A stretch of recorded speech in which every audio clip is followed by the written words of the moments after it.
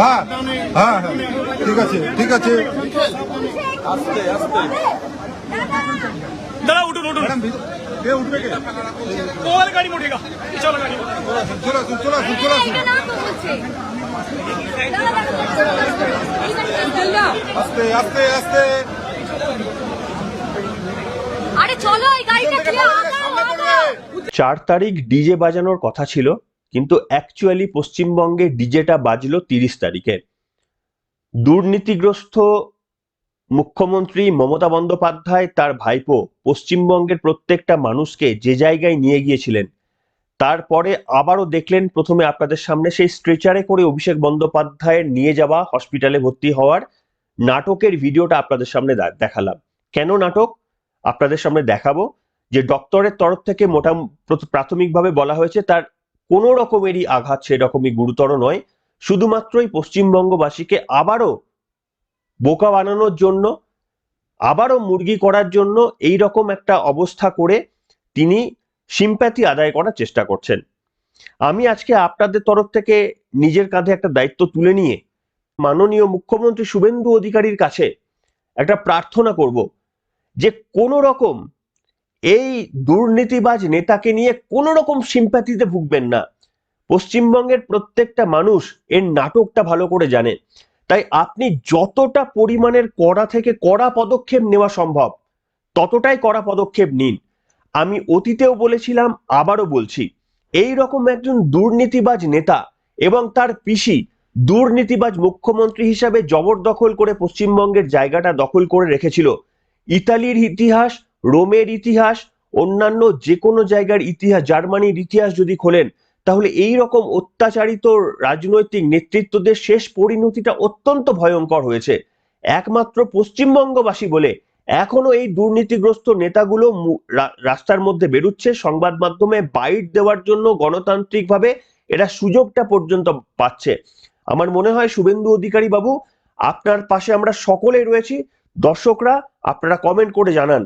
আমার আজকে একটু শরীর খারাপ রয়েছে, এই অবস্থাতেও খবর করছি, শুধুমাত্র এটা আমাদের আরো একটা স্বাধীনতার লড়াইয়ের অন্তিম পর্যায়ে, যেখানে এই দুর্নীতিগ্রস্ত রাজনৈতিক নেতাদের যতদিন না জেল হচ্ছে আমাদের এই লড়াই জারি চলবেই।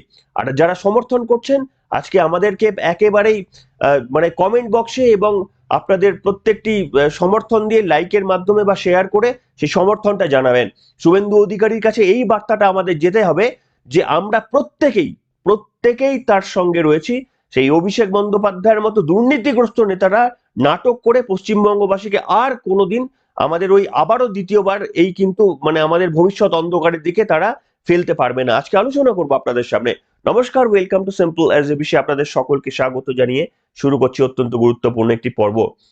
আমি দেখাবো, সব ভিডিও দেখাবো, কিন্তু মানে এত দুর্নীতিগ্রস্ত নেতা, এত নাটকবাজ একজন রাজনৈতিক নেতা, যিনি যখন ক্ষমতায় ছিলেন, যখন সমস্ত ক্যাপাবিলিটি তাদের ছিল, পুলিশ প্রশাসন তাদের সঙ্গে ছিল, সিআইডি তাদের সঙ্গে ছিল, গোটা পশ্চিমবঙ্গবাসীর আবেদন ছিল যে নির্যাতিতা আরজি করের মা এবং তার ওই আমাদের বাংলার মেয়েকে এই নৃশংসভাবে রেপ হয়ে যাওয়াকে নিয়ে কিছু বলুন, কিছু করুন।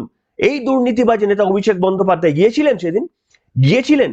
আজকে তিনি চলে গেছেন তার দলের মানে সোনারপুরের একজন পোস্টপোল ভায়োলেন্সে নিহত হয়েছেন বলে।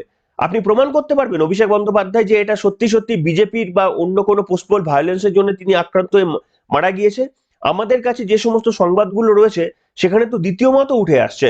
বলা হচ্ছে ওই ছেলেটি নাকি নেশাগ্রস্ত ছিলেন, বলা হচ্ছে নাকি ওই ছেলেটি তৃণমূল করতো বটে, কিন্তু আদতে, যদিও মৃত ব্যক্তি আমি কিছু বলতে চাই না, কিন্তু তাও শোনা যাচ্ছে আদতে নাকি তৃণমূল কংগ্রেসের একজন গুন্ডা হিসেবে তাকে তৃণমূল কংগ্রেস এতদিন পর্যন্ত ব্যবহার করে রেখেছিল, এবং এরকম কোনো একটা ঝামেলার জেরে কিংবা তার দুর্নীতিগ্রস্ত কিংবা তার মানে ওই কি বলবো নেশাগ্রস্ত এই হওয়ার কারণে তার শারীরিকভাবে মানে তার মানে তার মৃত্যু হয়েছে। একেবারে ডেফিনেটলি সেটা একটা, কিন্তু তার তদন্ত হওয়ার আগেই আপনি কি করে এটাকে পোস্টপোল ভায়োলেন্সের রং লাগিয়ে দিলেন? এবং সব থেকে বড় কথা, এই নিয়ে আপনি আর আপনার পিসি রাস্তায় বেরিয়ে গেলেন। খগেন মুর্মুকে মনে আছে? বিজেপির নেতা খগেন মুর্মুকে মনে রয়েছে যে যখন গিয়েছিলেন আপনাদের উত্তরবঙ্গে ত্রাণ ঠিকঠাক বিলি হয়েছে কিনা, সেখানকার ক্ষতিগ্রস্ত মানুষরা কেমন রয়েছে, তার রক্তাক্ত মুখের কথা ভুলে গিয়েছেন? আপনাদের সৌভাগ্য যে অভিষেক বন্দ্যোপাধ্যায়ের মুখটা ওরকম করে দেওয়া হয়নি। এটা পশ্চিমবঙ্গের সংস্কৃতি। পশ্চিমবঙ্গ শুভেন্দু অধিকারীর আন্ডারে পুলিশের এটা মানে এইটাই তাদের সাফল্য যে আপনাদের ওই দুর্নীতিগ্রস্ত নেতা অভিষেক বন্দ্যোপাধ্যায়ের পরিণতি ওই যে খগেন মুর্মুর মতো করেনি। এটা মানে সৌভাগ্য মনে করবেন। তার কারণ এইরকম একটা দুর্নীতিগ্রস্ত নেতা যারা 26,000 চাকরি চুরি করলো, যারা সেই চাকরি চুরির টাকা দিয়ে নিজের প্রাসাদ বানালো, তারা আবার রাস্তায় নেমে পোস্টপল ভায়োলেন্সের নামে নাটক করছেন। আপনি পুলিশে কমপ্লেন করতে পারেন, আপনি রাস্তায় বেরোচ্ছেন কোন সাহসে? আপনার তো শুভেন্দু অধিকারী এখানে আমি আবারও বলবো, রাজ্যের মাননীয় মুখ্যমন্ত্রীকে আমি বলবো যে আপনার কোন রকম এখানে দুর্বলতা দেখানোর কোনো প্রয়োজন নেই। পশ্চিমবঙ্গের প্রত্যেকটা মানুষ আপনার কাছে রয়েছে বলেই এত ভোটে আপনি জিতেছেন। বিজেপির সাংগঠনিক জোর এত ছিল না যে 208টা বিজেপি সিট পেতে এবারের নির্বাচনে। পশ্চিমবঙ্গের মানুষ এই তৃণমূলের হাত থেকে বাঁচার জন্য আপনাদের ভোট দিয়েছে। তাই মমতা বন্দ্যোপাধ্যায় এবং অভিষেক বন্দ্যোপাধ্যায়ের ওপর কোনো মার্সি দেখাবেন না। এদের বিরুদ্ধে প্রত্যেকটা আমাদের হিসাব চাই। আমাদের ওপর হয়ে চলা, আমাদের ভাইয়েদের যোগ্য চাকরি চলে যাওয়া, আমাদের বোনেদের ওপর রেপ করা, আমাদের হিন্দু মা বোনেদের এক কাপড়ের রাতের মধ্যে বেরিয়ে চলে আসা, এদের বিরুদ্ধে আমাদের কিন্তু প্রত্যেকের উত্তর চাই। আর এই উত্তর যারা দেবে তিনি অবশ্যই মমতা বন্দ্যোপাধ্যায় এবং অভিষেক বন্দ্যোপাধ্যায়। আমি আপনাদের সামনে দেখাবো অভিষেক বন্দ্যোপাধ্যায় যখন যাচ্ছিলেন কালকে, তখন সোনারপুরে তার কর্মীকে তিনি দেখতে যেতেই পারেন, কিন্তু সেই দেখতে যাওয়ার সময় তাকে খুব স্বাভাবিকভাবেই চোর চোর বলে স্লোগান দেওয়া হলো। আমার মনে হয় এটা একেবারেই কোনো ভুল স্লোগান নয়। তার কারণ অভিষেক বন্দ্যোপাধ্যায়কে নিজেকে প্রমাণ করতে হবে যে তিনি এই সম্মানের জন্য তিনি যোগ্য নন। এটা অভিষেক বন্দ্যোপাধ্যায়কেও প্রমাণ করতে হবে। এবং তাকে যে পচা ডিম ছোড়া হয়েছে শুনলাম, আমি তো শুনলাম সেটা তো আবার হরিণঘাটার ডিম, এবং তাতে নাকি আবার ডিমে দুটো কুসুম ছিল। তাই খুব একটা বাজে পচা ডিম ছোড়া হয়নি, মোটামুটি ফ্রেশ ডিমই তার মাথায় ছোড়া হয়েছে। তিনি আবার হেলমেট পরেছিলেন। সেই ভিডিওটা আপনাদের সামনে দেখাবো। আমার মনে হয় এটা তার খুব একটা জাত যায়নি। তার সৌভাগ্য যে মুসলিনীর মতো তার পর্ব, তার পিসির সঙ্গে পরিণতি পশ্চিমবঙ্গের মানুষ এই জায়গায় নিয়ে যায়নি। তার কারণ আইনের শাসন শুভেন্দু অধিকারী প্রতিষ্ঠা করেছে। আমি দেখাবো আপনাদের সামনে অভিষেক বন্দ্যোপাধ্যায় সেই চিত্রটা।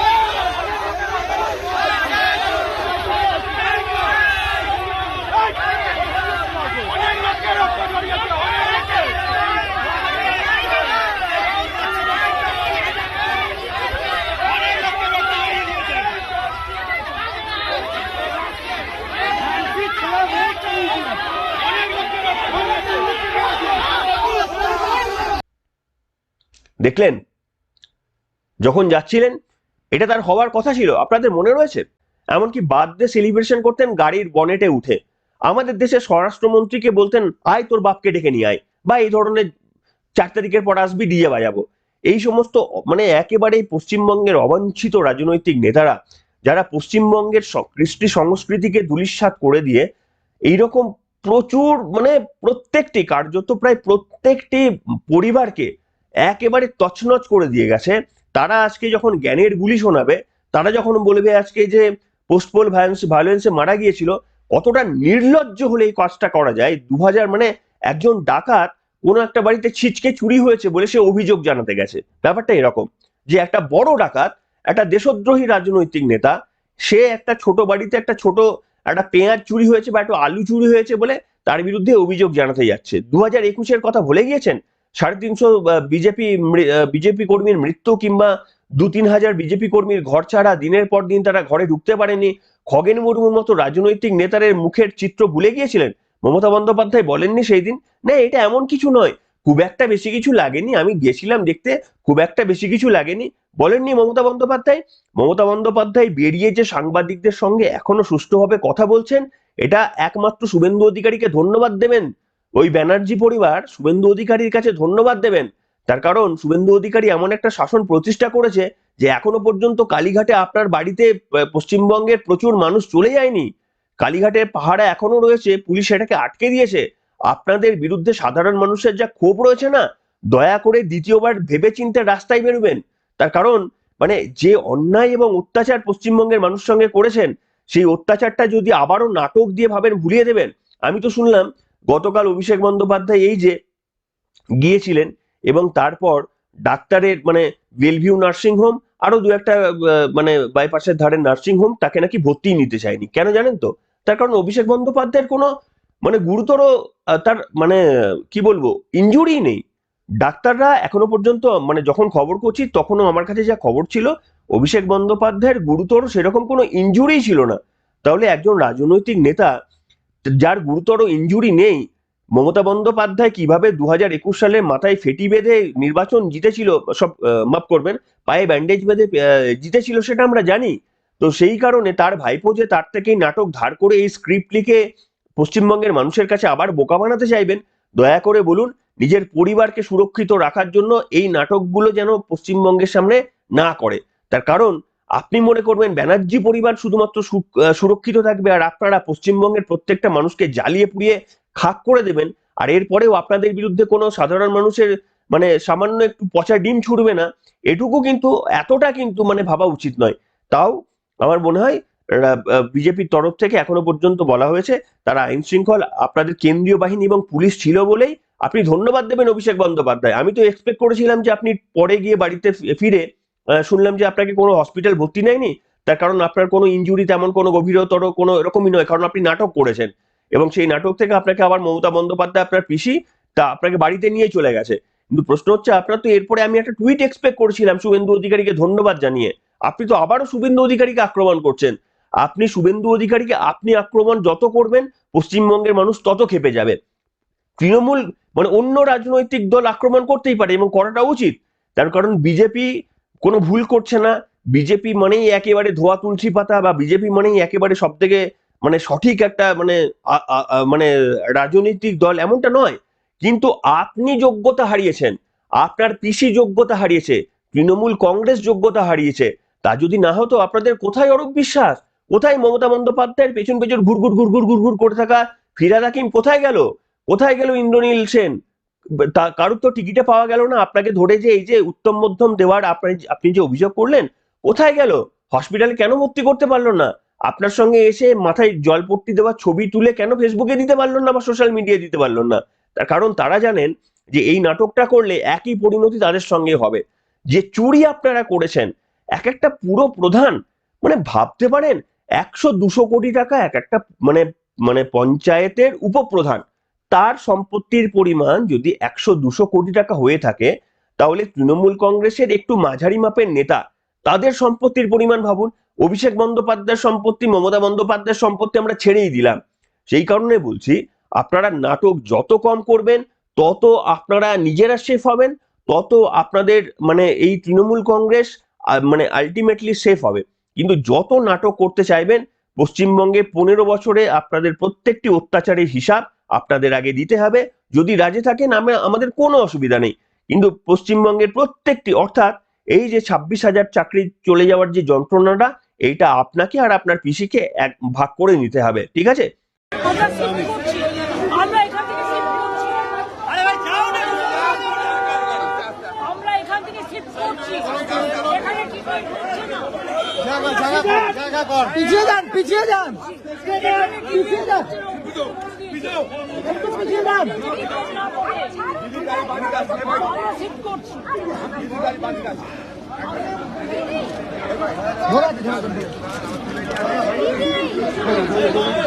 দাদা একটু ঠেলবেন না দাদা। আরে জায়গা কর না ওদিকে, যাবে কি করে? এই মাঝি তুই ওদিকে যা না।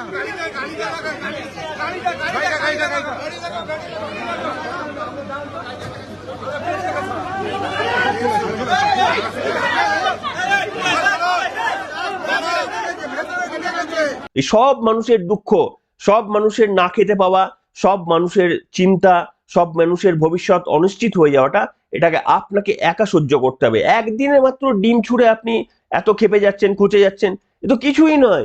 এ তো পাহাড়ের মধ্যে একটা ছোট্ট মানে গাছের চারা বলতে পারেন। মানে পশ্চিমবঙ্গের সঙ্গে যা অত্যাচার হয়েছে, এটা যদি সম্পূর্ণভাবে দিতে হয়, আপনার তো 4টে জীবন বা 25টা জীবন লাগবে এই অত্যাচার সহ্য করার জন্য। তাও আমি বলবো শুভেন্দু অধিকারীর কাছে যে দেখুন, আমরা তো পশ্চিমবঙ্গবাসী, আমরা হিংসায় বিশ্বাস করি না। তাই অভিষেক বন্দ্যোপাধ্যায়ের সঙ্গে এরকম কোনো ঘটনা হোক আমরা চাই না। অভিষেক বন্দ্যোপাধ্যায়কে সুস্থ রাখুন, মমতা বন্দ্যোপাধ্যায়কে সুস্থ রাখুন। কিন্তু এরা যদি ওই আবারও রাজনৈতিক মঞ্চে উঠে আবারও যদি ভাবে তৃণমূলকে আবারও জায়গা করে দেবেন, দেখুন এরা মূর্খের স্বর্গে বাস করছে। এদেরকে যথাযথ জায়গায় রাখার ব্যবস্থা করুন। এদের শান্তিনিকেতন কিংবা কালীঘাটের বাড়ি এদের জন্য যথাযথ জায়গা নয়। পশ্চিমবঙ্গের মানুষকে জিজ্ঞাসা করুন যে এদের যথাযথ জায়গাটা কোথায়। প্রমাণ করার দায়িত্বটা কিন্তু আপনাদের। এখনো পর্যন্ত 25 দিনের কাছাকাছি বা 1 মাসের কাছাকাছি সরকার, মানে 1 মাস এখনো হয়নি, 1 মাসের কাছাকাছি সরকার মানে নতুন সরকার গঠন হতে চললো। আর কয়েকদিন পরেই 1 মাস পূর্ণ হবে। আপনাদের প্রত্যেকটা অগ্রাধিকার অত্যন্ত ভালোভাবে এখনো পর্যন্ত করছেন। সাময়িকভাবে কিছু মানে সমালোচনার জায়গা রয়েছে, যেমন এই হকার উচ্ছেদ থেকে শুরু করে লক্ষ্মীর ভান্ডারের 12 পাতার ফর্ম, সেগুলো সাময়িকভাবে নিশ্চিতভাবে আপনাদের বিরুদ্ধে গঠনমূলক সমালোচনা করার জায়গা রয়েছে। সেই সমালোচনাগুলো আমরা করব। কিন্তু প্রশ্ন হচ্ছে, এই রাজনৈতিক দলটা এদেরকে মানে সামনে রেখে পশ্চিমবঙ্গের মানুষ লড়াই করবে না। এদেরকে রাজনৈতিকভাবে অপ্রাসঙ্গিক করুন এবং দয়া করে এদের জায়গাটা সংবিধান মেনে, আইন মেনে যেখানে হওয়া উচিত সেইখানে করুন। না হলে এদের কিন্তু এই পচা ডিমের পর থেকে এরপরে এই ব্যাপারটা কিন্তু আরো বেশি বেশি উত্তরোত্তর আরো বৃদ্ধি পেতে পারে। তার কারণ যেভাবে এরা নাটকটা আজকে উপস্থাপনা করলো, এক তো পচা ডিমটাকে মানে সেটাকে বোমার মতো ভাবলো। দিন রাত যারা কার্যত বোমা বাধা, মানে যাদের মানে যে সমস্ত রাজনৈতিক দলগুলোকে মানে এরা ক্রমাগত নেতৃত্বদের এরা প্রশ্রয় দিয়ে গেছে, মমতা বন্দ্যোপাধ্যায় জানার পরও শওকত মোল্লাকে নিজের বাঁহাত বলে পরিচয় দিয়ে গেছে, তাদের মুখে এই সমস্ত জ্ঞানের বুলি একেবারে মানায় না। তাই বলবো শুভেন্দু অধিকারীর কাছে যে দেখুন, আপনাদের বিরুদ্ধে আমাদের সমালোচনা জারি থাকবে, আপনাদের বিরুদ্ধে আমাদের গঠনমূলক সমালোচনা থাকবে, কিন্তু আমরা সব থেকে বেশি সমালোচনা করব যদি মাননীয় অভিষেক বন্দ্যোপাধ্যায় এবং মাননীয় মমতা বন্দ্যোপাধ্যায়কে তাদের এক্স্যাক্টলি ঠিকানাটা যদি আপনি না দেখিয়ে দেন যত তাড়াতাড়ি সম্ভব, এটা যদি না দেখিয়ে দেন, তাহলে কিন্তু পশ্চিমবঙ্গবাসী হিসেবে আমরা কিন্তু আপনাদের কাছে ক্ষুব্ধ হব। সে আপনারা হয়তো লক্ষ্মীর ভান্ডার কাউকে দিলেন, কাউকে বাদ দিলেন, সেটাও মেনে নেব। আপনারা হয়তো সব মানুষের চাকরি দিতে পারলেন কি পারলেন না, মেনে নেব। শিল্প আনতে দেরি করলেন কি করলেন না, শিল্প টাটাকে ফেরাতে পারলেন কি পারলেন না, এই সমস্ত প্রশ্নগুলোর উত্তর আমরা খুঁজবো। কিন্তু সব থেকে বড় প্রশ্নটা পশ্চিমবঙ্গের মানুষ হিসেবে আমরা জানতে চাইবো যে অভিষেক বন্দ্যোপাধ্যায় এবং মমতা বন্দ্যোপাধ্যায়কে তাদের এক্স্যাক্টলি জায়গাটাই আপনারা দিতে পারলেন কিনা। এখনো যদি ওই অভিষেক বন্দ্যোপাধ্যায় কোনো চাকরি মানে কোনো রকম নিজের প্রপার ইনকাম না দেখিয়ে শান্তিনিকেতনের মতো ওই রকম বিলাসবহুল জায়গায় থাকতে পারে, তাহলে ভাই আমাদেরও কিন্তু একটা করে ব্যবস্থা করে দিতে হবে। শুভেন্দু অধিকারী মুখ্যমন্ত্রীর কাছে বলবো, এই পশ্চিমবঙ্গের প্রত্যেকটা বেকার যুবকদের, বিশেষ করে যাদের 26,000 চাকরি গেছে, প্রত্যেকের জন্য একটা করে শান্তিনিকেতন বানিয়ে দিন, আমাদের কোনো আপত্তি নেই। আর তা না হলে যে শান্তিনিকেতনে ওই যে ব্যক্তিটি রয়েছে, তিনি কোন টাকাতে ওই শান্তিনিকেতনের বিল্ডিংটা করেছেন, জমিটা কার থেকে তিনি হাতিয়ে নিয়েছেন, তার বাদবাকি সমস্ত হিস্ট্রি, পশ্চিমবঙ্গের মানুষের সঙ্গে ঘটে চলা অন্যায়ের অবিচারগুলো যতদিন না আমরা মানে সেই হিসাব আমরা বুঝে নিতে পারছি, ততদিন পর্যন্ত কিন্তু পশ্চিমবঙ্গবাসীর শান্তি নেই। আপনাদের বলবো মুখ্যমন্ত্রীকে সমর্থন করুন। এই সমস্ত রাজনৈতিক নেতারা দ্বিতীয়বার যেন আমাদের সামনে আবারও না আসতে পারে। মমতা বন্দ্যোপাধ্যায় 2 তারিখে নাকি ধর্নায় বসবেন। আমি হাত জোর করে দুর্নীতিগ্রস্ত ধাপ্পাবাজ মুখ্যমন্ত্রীর কাছে হাত জোর করে বলবো যে আপনি বসবেন না। আপনার কাছেও কিন্তু যদিও বসেন হেলমেট পরে বসতে পারেন, তার কারণ এরকম পচা ডিম যদি উড়ে আসে সাধারণ মানুষের কাছ থেকে, মানুষ রাস্তায় রাস্তায় সমস্ত পচা ডিম নাকি সংগ্রহ করে ইতিমধ্যে বসে রয়েছে। তাই আপনি দয়া করে বাড়িতে থেকেই ধর্না ফর্না করুন, ফেসবুকই করুন। ওই আবার প্রকাশ্যে এসে এই নাটক যদি করেন তাহলে কিন্তু আপনার দায় আপনাকে নিজেকেই নিতে হবে। তার কারণ যে অন্যায় পশ্চিমবঙ্গের মানুষের সঙ্গে করেছেন, দেখুন ইতালিও কিন্তু মানে পশ্চিমবঙ্গের মানুষ নজির সৃষ্টি করছে। এতটা সংবেদনশীলতা এটা পৃথিবীর ইতিহাসে অন্য কোনো দেশ দেখায়নি যেটা পশ্চিমবঙ্গের মানুষ দেখাচ্ছে। তাই মমতা বন্দ্যোপাধ্যায় এবং অভিষেক বন্দ্যোপাধ্যায় তাদেরও সচেতন হওয়ার প্রয়োজন রয়েছে বলে আমার মনে হয়। এ সমস্ত নাটক ছাড়ুন, আর একটু যদি জব টপ করেন, কিংবা আপনারা তো আবার অন্য ধর্মে বিশ্বাসী, হিন্দু ধর্ম তো মানেন না, যে ধর্মে আপনারা বিশ্বাসী সেই ধর্মের উপাস্য দেবতাকে ভালো করে মন দিয়ে ডাকুন। তারা যদি এসে আপনাদের উদ্ধার করতে পারে তো করুক। সবাই ভালো থাকবেন, এখনকার মতো এখানে।